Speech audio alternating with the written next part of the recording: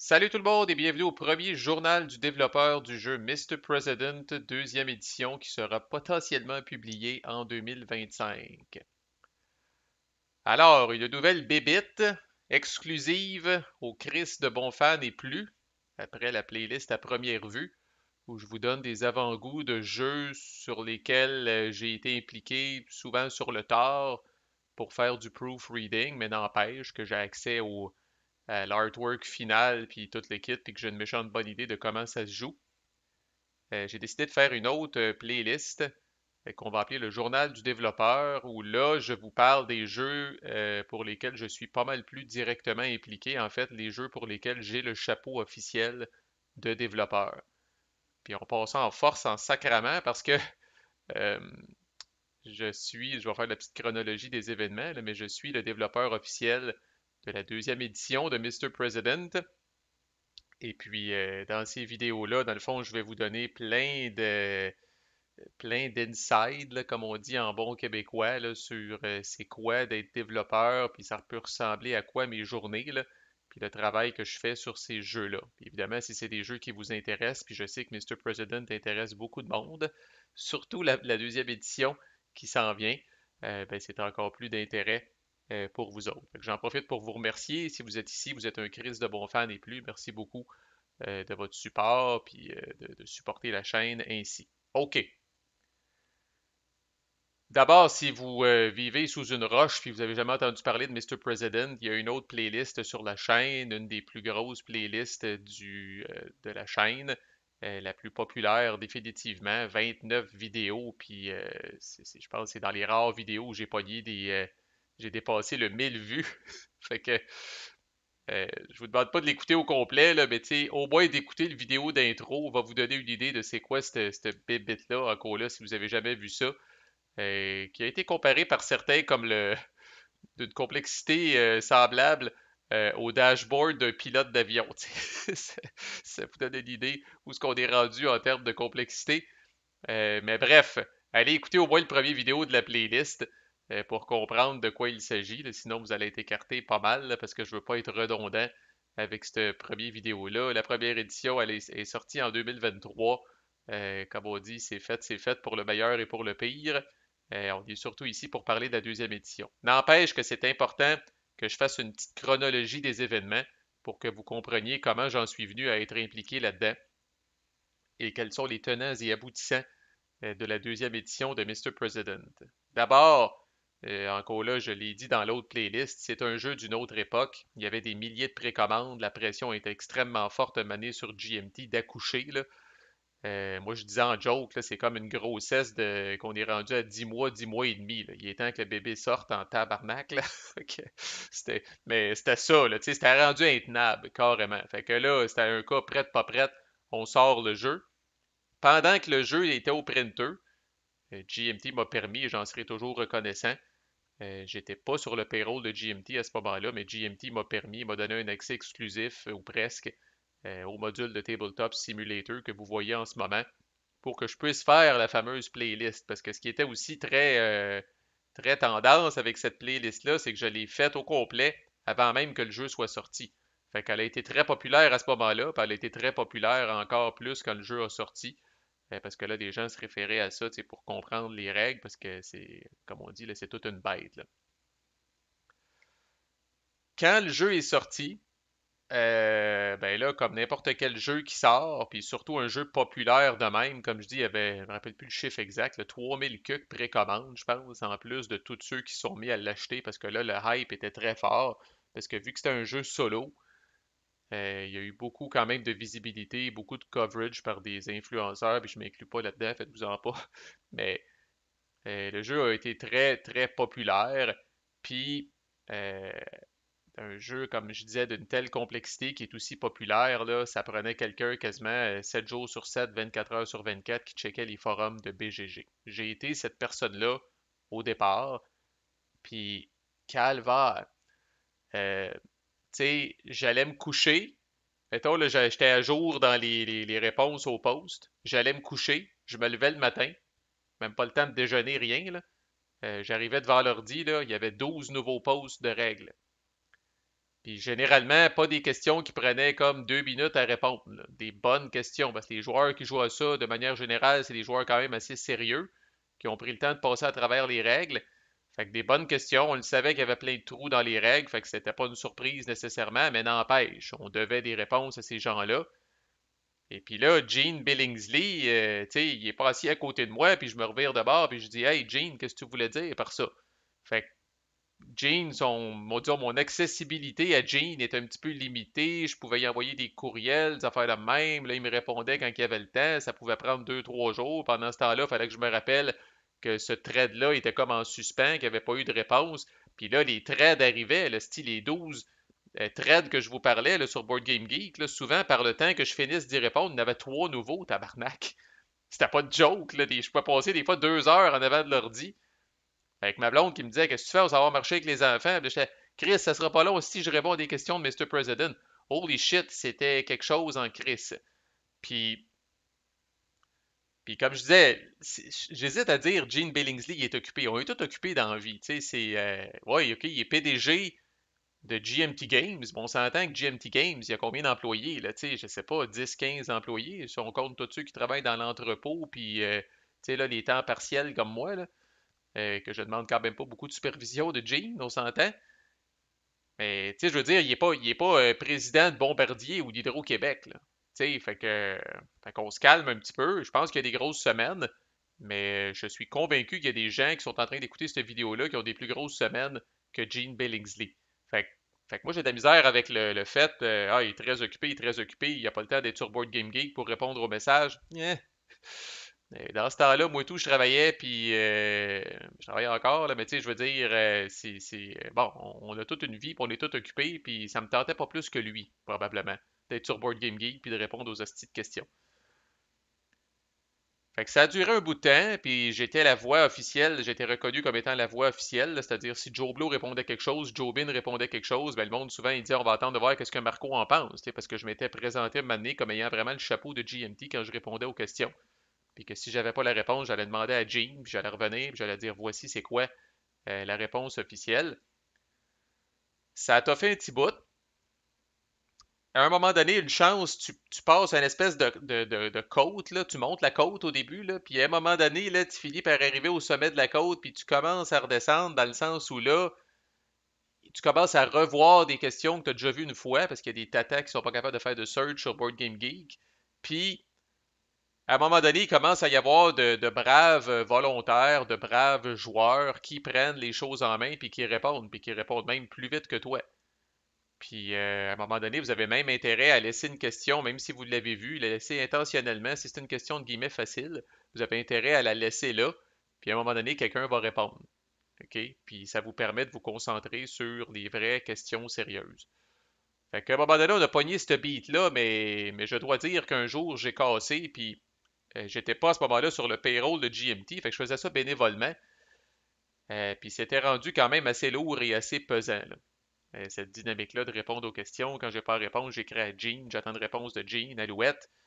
Fait que j'ai dit à Jason Carr, tu sais, I'm out, là. J'ai donné, là, je pense, là. Ça faisait une couple de semaines que je répondais aux questions, puis j'ai dit, moi, je me retire de ça, puis il a dit, oui, oui, c'est bien correct. Euh, c'est pas comme si j'étais en train d'aider des itinérants ou des pauvres, là. Je réponds à des questions pour un hostie de board game, là. Fait que, tu sais, comme on dit, des first world problems, là, tu sais, des problèmes de pays industrialisés, c'est ça, là. Fait que j'ai dit, gars, moi, je me retire, j'en ai assez fait. Il dit, ouais, c'est beau, c'est parfait, c'est correct. Puis, je veux pas dire que quand je suis parti, tout est tombé à terre nécessairement, là, puis mettre trop d'importance sur mes épaules, mais n'empêche, il y a personne qui a vraiment pris la relève à ce moment-là.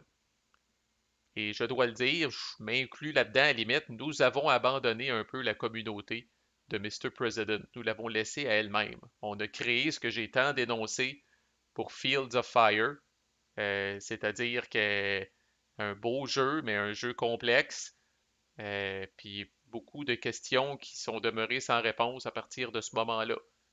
Parce que Joe Blow peut avoir une opinion encore là, puis Joe Bin peut avoir une opinion. Mais à un moment donné, il y a une seule personne sur la Terre qui est capable de trancher jusqu'à un certain point, c'est Gene Billingsley. Si c'est pas clair dans les règles, moi je peux l'interpréter d'une façon, vous pouvez l'interpréter d'une autre façon, Puis peut-être même que si on paye une bière à Gene Billingsley, il va nous dire ah, ben ouais, j'avoue, c'est ambigu, mais c'est pas ça pantoute que je voulais dire, c'est une troisième patente. Alors, beaucoup de posts sur Board Game Geek sont demeurés sans réponse officielle à partir de ce moment-là. Le FAQ officiel qui avait été commencé puis qui avait été organisé encore là un peu par Jason Carr puis tout ça, lui tout à un moment donné, il est tombé à l'abandon. Puis il était plus tout à fait à jour. Puis là, les gens posaient des questions. Puis là, c'est très cruel. Là, tu regardes ça, puis les gens ils disent, ben, je parlais de Tata qui sont pas capables de faire de search, mais il y a du monde qui quand même vont dire, j'ai passé à travers tout le FAQ. Puis j'ai pas trouvé la réponse à ça. Puis là, quelqu'un disait ah oui, ça a été répondu v'là 3 mois par quelqu'un, mais c'est pas dans le fac, on attend que ce soit dans le fac. Écoute, tu sais, plus ça dégénère de même, puis plus c'est tout croche, plus tu es gêné d'ouvrir les forums parce que tu ne vois que ça, justement, des questions sans réponse, puis de pauvres joueurs laissés à eux-mêmes qui ont pourtant pris la peine d'acheter ce jeu-là, puis Dieu sait que les consommateurs puis les joueurs ont été fucking indulgents, parce qu'il y en a des trous dans les règles, puis il y en a des affaires qui sont sans réponse, puis on aurait mérité probablement d'être crucifié sur la place publique, puis ça n'a pas été le cas, parce que les gens voient la brillance du système derrière ça, voient l'audace, la magnitude de ce jeu-là, puis voient que c'est probablement impossible de sortir quelque chose comme ça, pas d'erreur. On aurait pu faire une meilleure job de support. Mais ça va toujours être une bébite spéciale designée par quelqu'un de spécial qui, non, n'ira pas sur Board Game Geek à toute heure du jour ou de la nuit pour répondre à Pierre Jean-Jacques. Fait que fast forward au moment où GMT annonce non pas une réimpression du jeu, mais une deuxième édition du jeu. Puis moi, qui à ce moment-là n'est pas encore sur le payroll de GMT, je m'informe, puis je dis hey, deuxième édition, what the fuck? Puis là, Jason, il me dit ouais, Gene a d'autres idées. Tabarnak, ok. Il y a d'autres idées pour changer des affaires, rendre ça plus facile à des places, plus tough à d'autres places. Euh, faire un nouveau scénario encore plus récent, là, c'est un scénario 2022, je pense, ou je sais pas trop quoi, en tout cas, qui est plus récent que tous les scénarios qu'il y a dans la boîte originale. C'est ah ben, c'est OK. Puis là, on le voit tout, là, comment que ça va être une tâche sti, épouvantable. Parce que tu peux pas faire une deuxième édition juste en rajoutant des nouvelles bébelles et sans tout corriger, qu'est-ce qui a été rapporté encore là de clarification, puis d'ambiguïté, puis de patente de même. L'un va pas sans l'autre. Puis là, j'en arrive au titre de ce vidéo-là, les écuries d'Augias. Alors, ceux parmi vous qui ne sont pas familiers avec les 12 travaux d'Hercule, je vous invite à lire sur le sujet.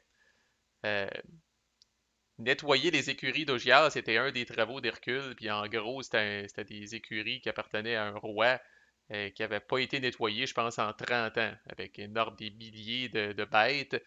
Puis il y avait là, disons, là, les raconteurs s'entendent pas toutes, là, mais il y avait, disons, plusieurs pieds d'épais de marde séchée dans ces écuries-là à nettoyer. Puis il fallait qu'Hercule nettoie ça en une journée en plus. Rien de moins. Fait que dans l'histoire, ceux qui connaissent l'histoire, Hercule a fini par dévier 2 fleuves, puis il les a fait passer direct dans les écuries, puis ça a tout nettoyé d'une shot.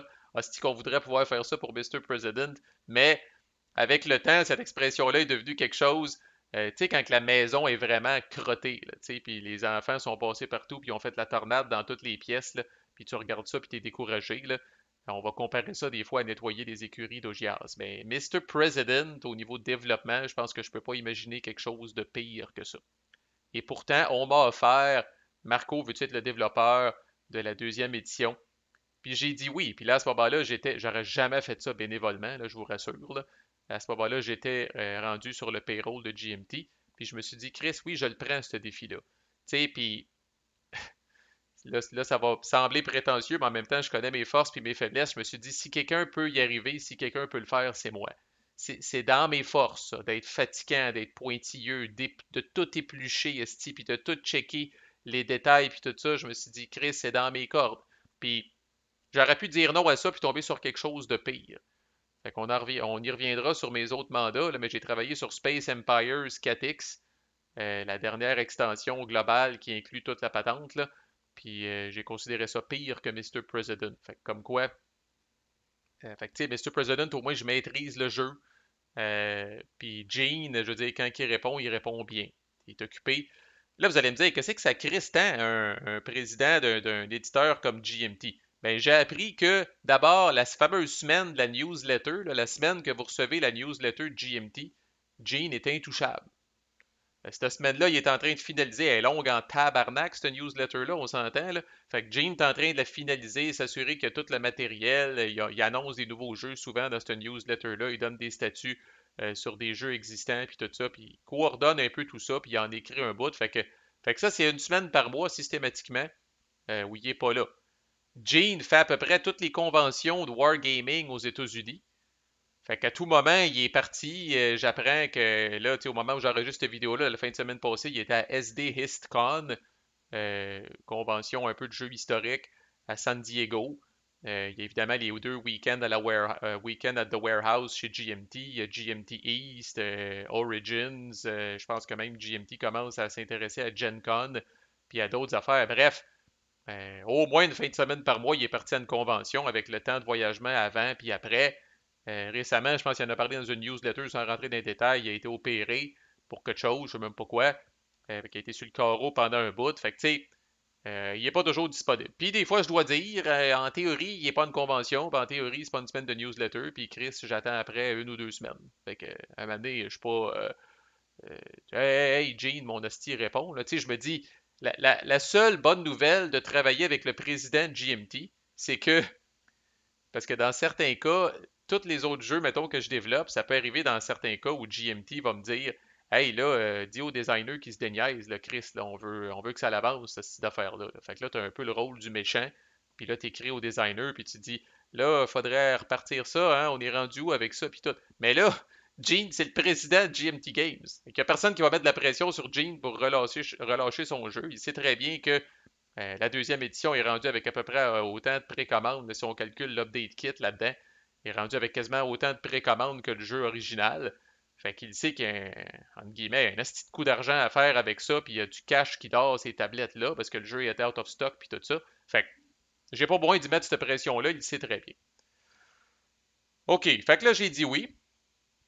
Et puis là, je veux pas dire que j'avais mes conditions, mais à partir du moment où tu acceptes d'être développeur, ben là, tu es développeur, que ce soit Gene Billingsley ou non. C'est comme, je mets le chapeau de développeur, c'est beau.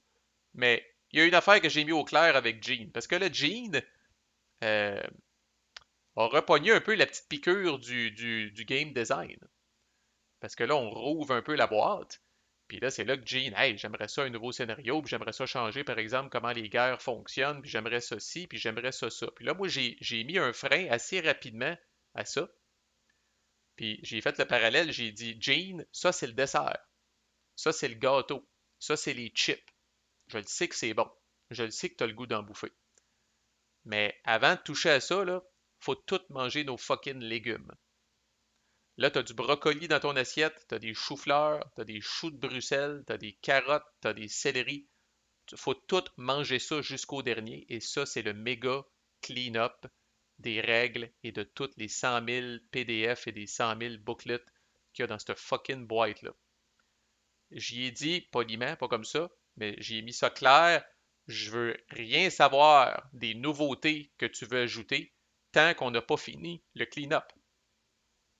Parce que c'est comme un enfant ou whatever, s'il se bourre de gâteau, puis s'il se bourre de chips, il va arriver après ça aux légumes, puis ça ne tentera plus. Fait que je veux que le gâteau puis les chips soient un espoir qu'il peut garder à partir du moment où le clean-up va avoir été fait.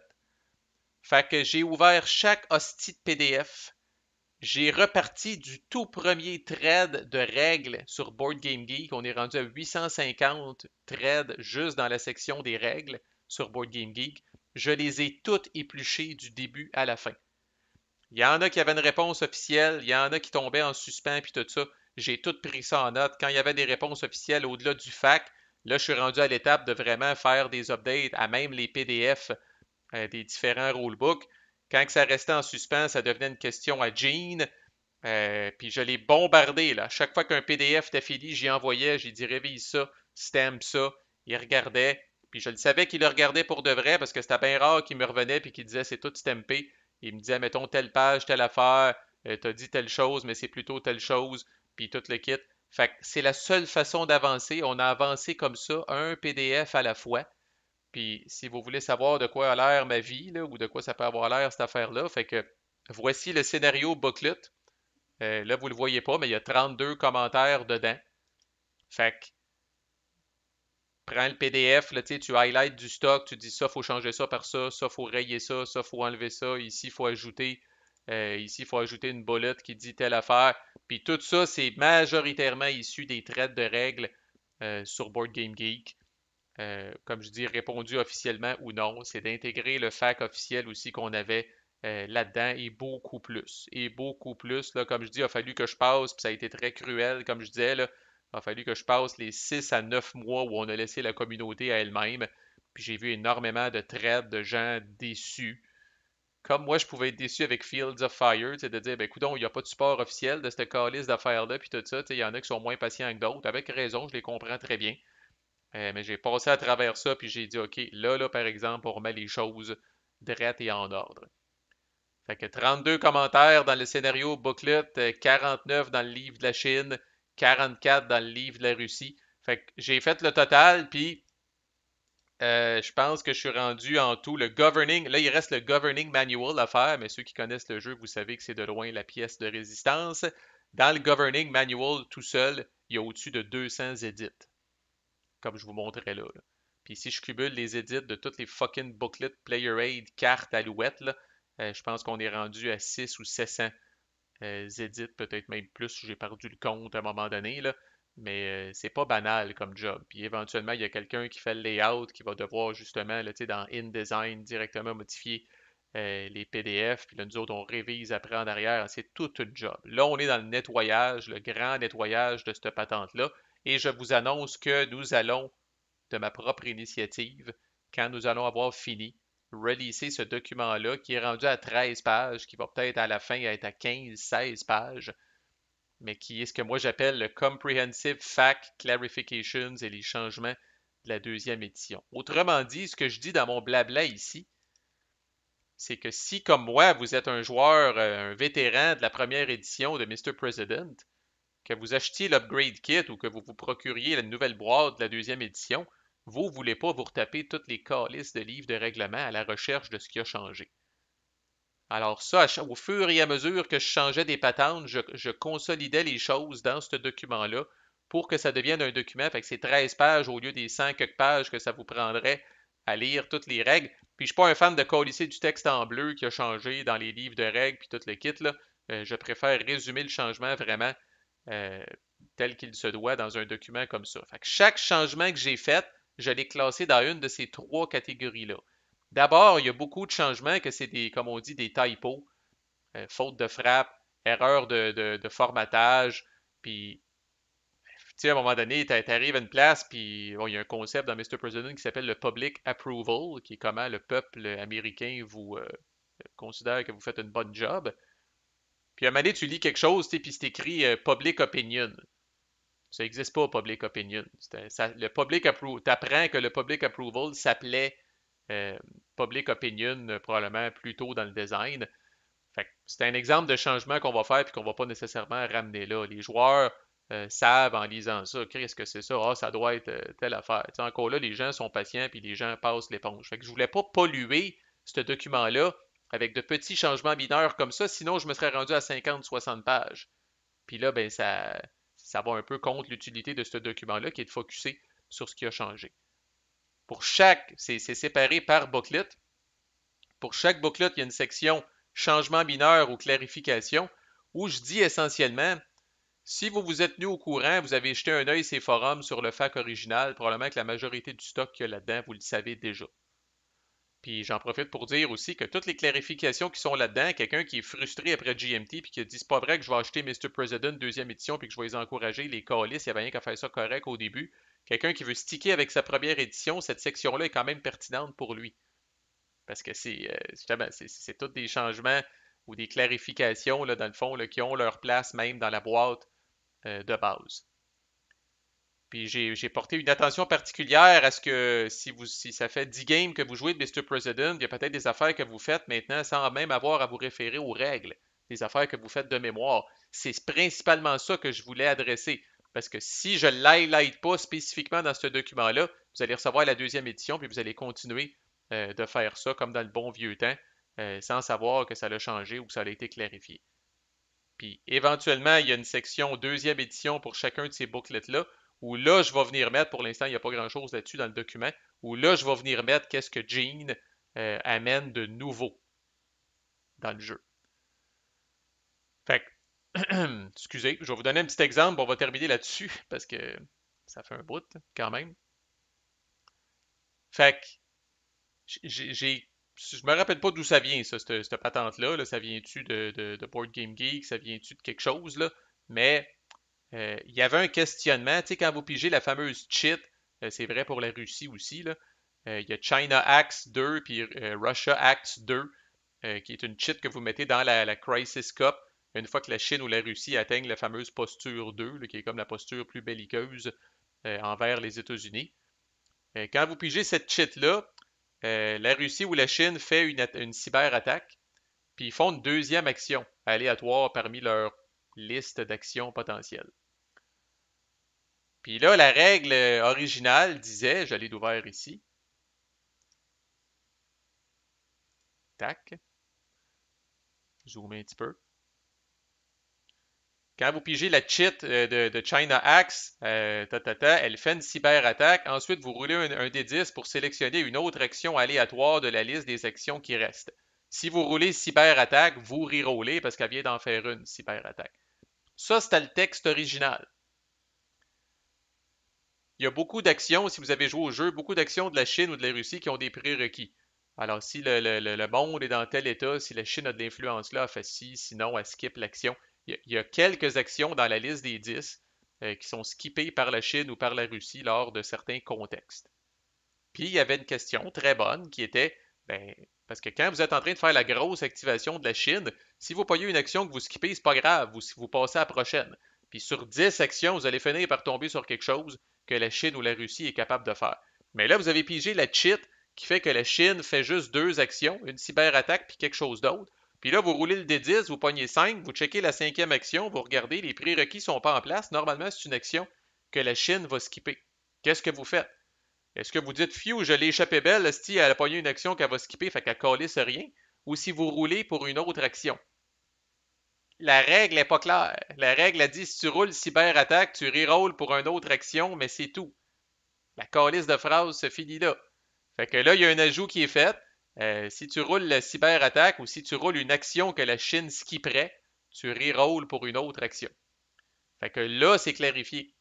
Mais si dans votre tête, comme je dis, vous êtes rendu à votre 10e game, puis quand vous pognez la cheat de China Axe 2, vous êtes sur le pilote automatique, vous faites votre cyberattaque, puis après ça, vous roulez, puis vous êtes habitué parce que n'ayant pas de réponse officielle, vous vous êtes dit, ben d'après moi, la Chine skip sa fucking action si ça l'arrive.